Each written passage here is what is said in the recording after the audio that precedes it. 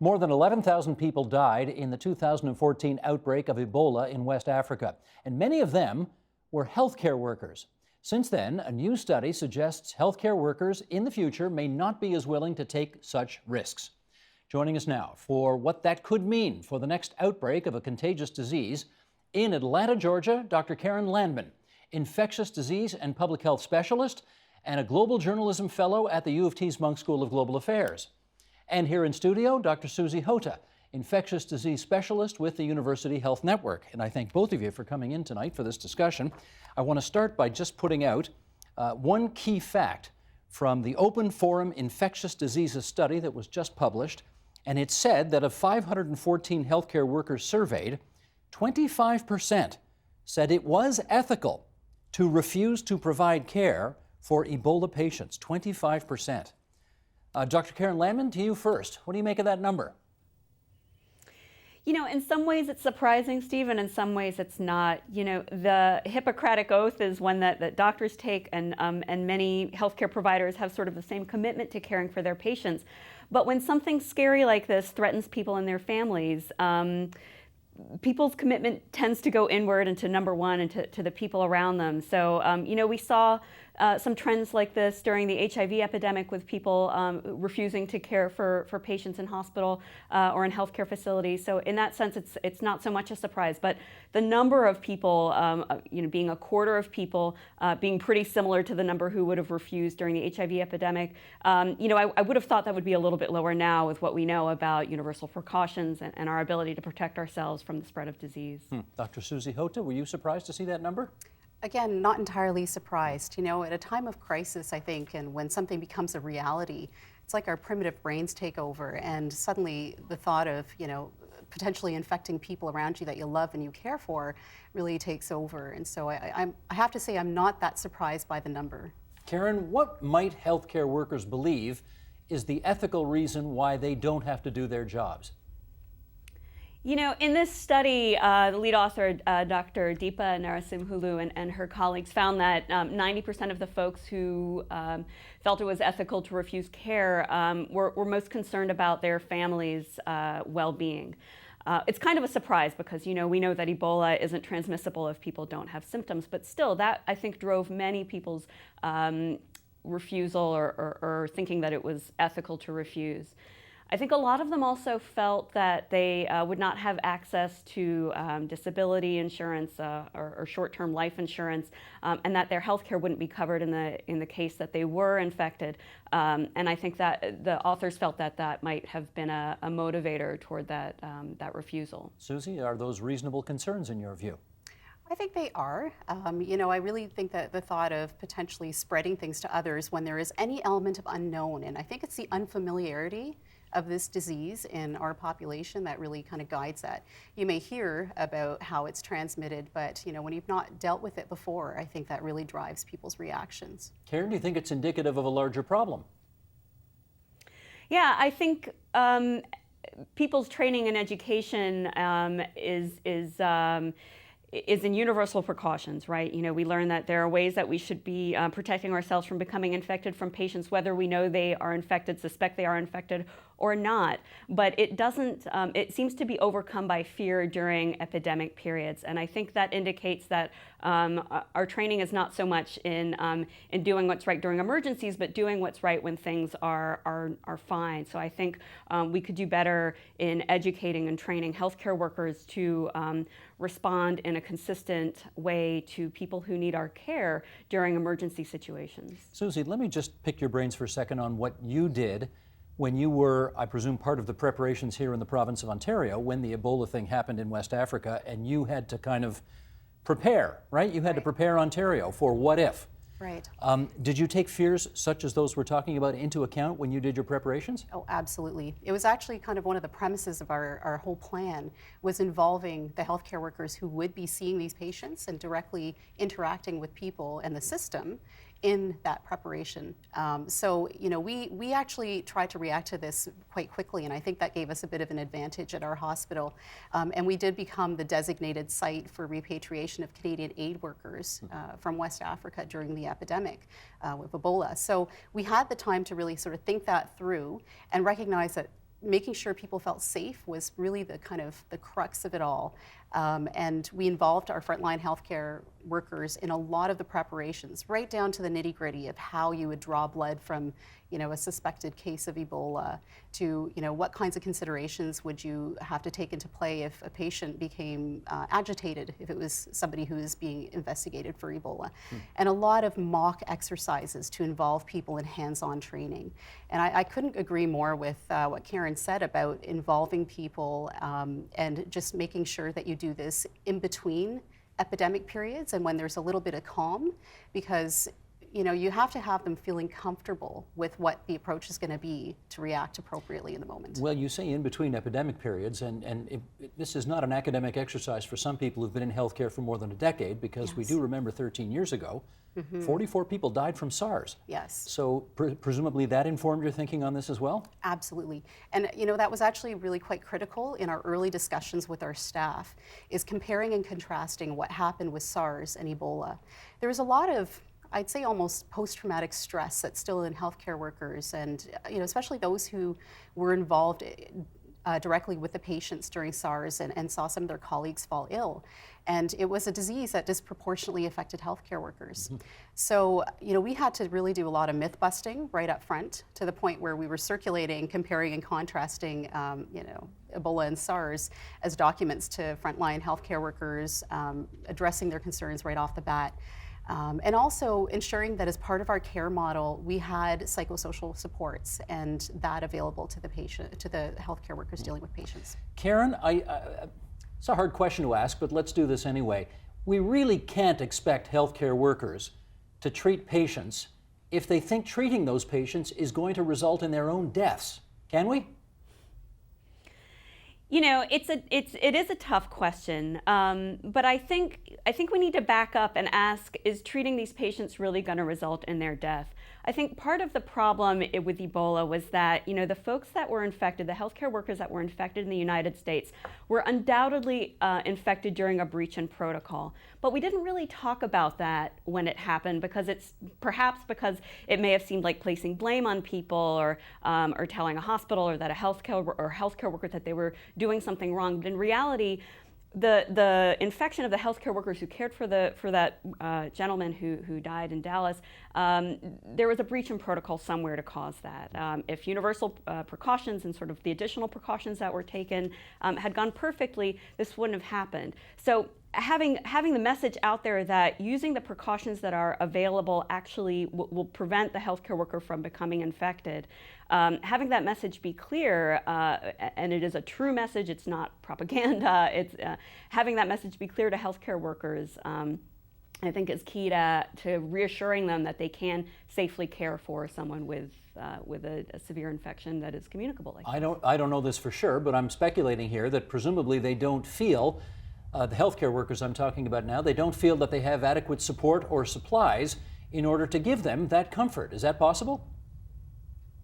I think it's possible that people feel that way. In the study that you presented data from earlier, 44% of the people surveyed felt their hospital wasn't properly equipped to care for a patient with Ebola, and many of those came from a hospital that was actually an Ebola designated treatment center, so they were definitely equipped.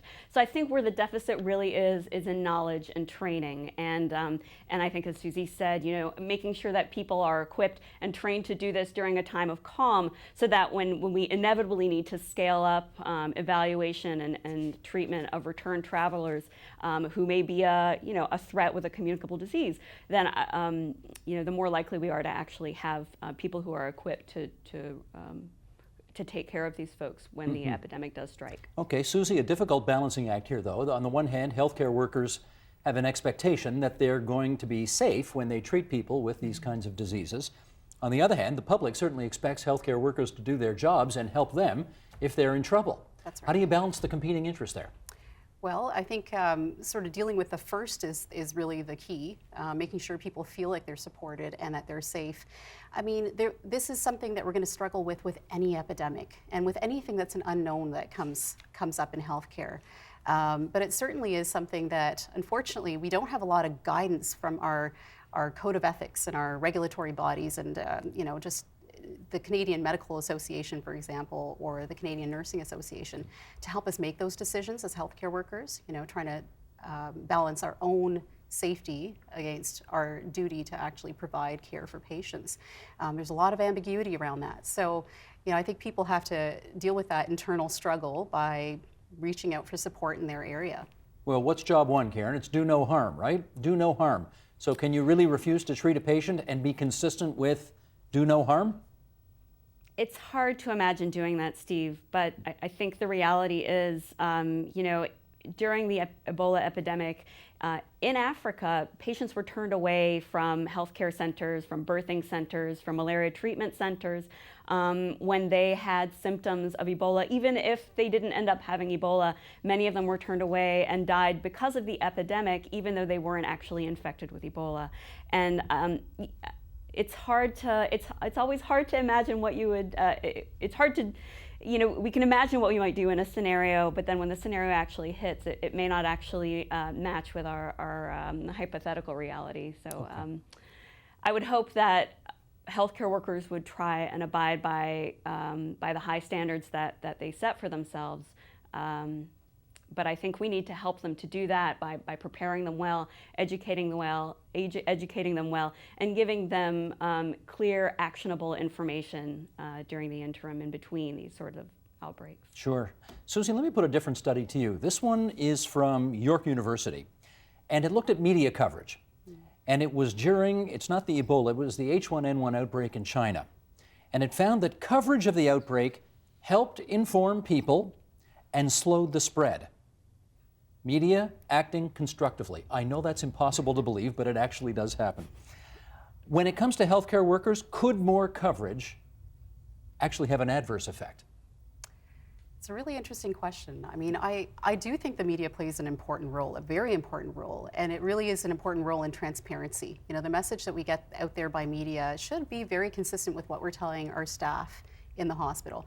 I mean, it's not going to deal with everyone's individual issues where they're working, and I think that's where you have to be very careful what that broad message is compared to what's being said within a hospital, where an approach might be slightly different from another hospital's, because that's the way it has to work. But ultimately, education and awareness, I don't like the word education a lot of times, it's more awareness and understanding of what the risks are. It's important to get out there whatever medium you use.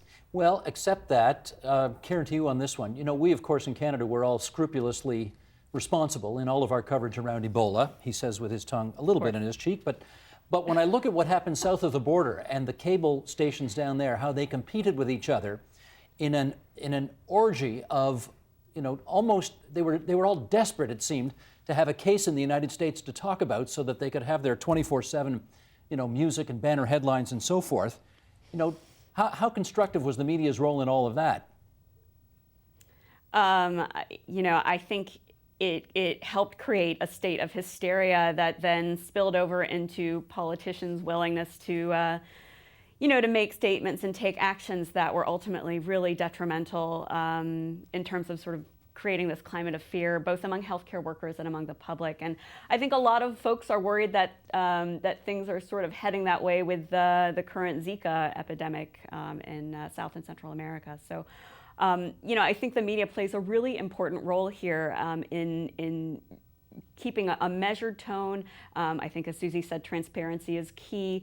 Frequent and truthful updates about what we know and what we don't know, actionable information is very important.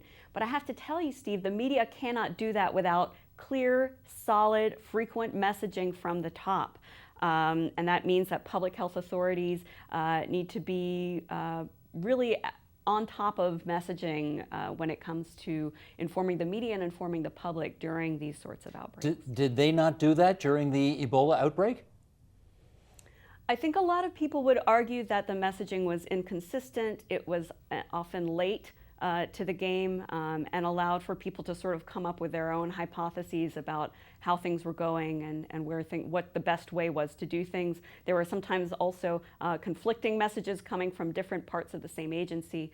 So I think in these kinds of situations, that's really confusing. It really disrupts public trust in public health authorities, and that's really the last thing that we need to have happen during an epidemic. All right, so in our last few minutes here, Susie, how do we make healthcare workers, let's prepare for the future here, how do we make healthcare workers feel more secure on the job when that next epidemic hits, and it will, because they always do? What are you thinking? I think it comes back to what we started off talking about, and that's making sure we have the planning in place and the training in place between epidemics. You know, not taking more of a reactionary approach, but a proactive approach, making sure that people know what their responsibilities are, what's out there to support them, and how to deal with these kinds of things. So I kind of believe that having, some sort of clear center of excellence or some place where people know they can rely on the information and people are prepared and trained to deal with these kinds of epidemics might be a way to go. Will that matter? And I ask that because we live in an age where everybody is mistrustful of institutions, including healthcare workers, I assume, who don't necessarily think just because they hear it from, in the States, the Surgeon General or the CDC, or here in Ontario from our comparable authorities, doesn't mean they're going to believe it. What do you think? I think that's something we'll have to grapple with moving forward, unfortunately. Karen, where are you on that? You know, I think it's critically important that we prepare, as Susie said, in between epidemics and do what we can to help healthcare workers really use the universal precautions that we have in place with the same level of care with the patients that they see between epidemics as the patients that they see during epidemics. Ultimately, I think we're going to be seeing more and more of these kinds of imported disease or diseases in return travelers that are communicable and that do pose a threat to us. And we need to be able to deal with those sort of before they come in, not just to create a plan sort of reactively after they begin. So yeah, I can't really add that much to what Susie says. I think preparing in between epidemics is really where the key is. Well, let's just finish up on this then. If they do, the authorities that is, on both sides of the border, all of what you're talking about here, we started with a survey that said 25% of workers said it was ethical to refuse to provide treatment to people suffering from Ebola. What would you like to see that number, Karen, more reasonably at? I mean, I'd love to see it at zero. Zero would say to me that people understand that the universal precautions we have in place work and keep them safe, and that they have the support they need to stay at the hospital if they feel unsafe going home and potentially exposing their families to something to which they were exposed in the hospital. That if they become sick, their health care will be covered, their disability will be covered. I would love to see healthcare workers in the United States feel that sort of support from their institutions and from their government agencies. Great. My thanks to both of you for this discussion tonight. Very helpful. Dr. Karen Landman in Atlanta, Georgia, Dr. Susie Hota from UHN here in Toronto. Thank you, Steve. Thank you. Help TVO create a better world through the power of learning. Visit supporttvo.org and make a tax-deductible donation today.